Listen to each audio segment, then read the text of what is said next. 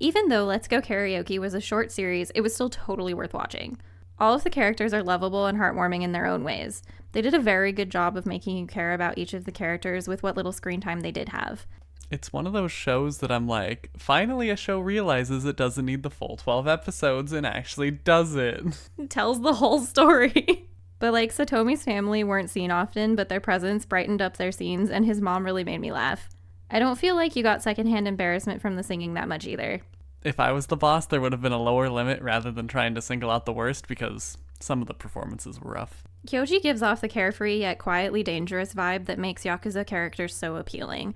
The intensity of his stare and body language mixed with the silly way he acts and talks makes for an interesting dichotomy. Satomi is timid but not in an obnoxious way, and his reactions and concerns felt genuine. It would be hard not to be concerned walking into a room full of Yakuza.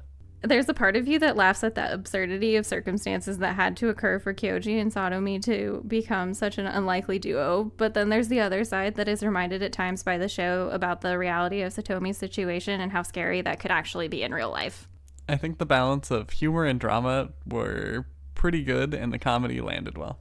The core of the story happens in the first 4 episodes, and episode 5 is basically a bonus that tells us what happened between the choir event and the airport scene.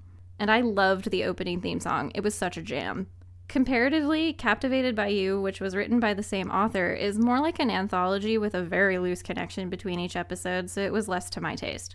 Overall, Let's Go Karaoke was an 8 out of 10.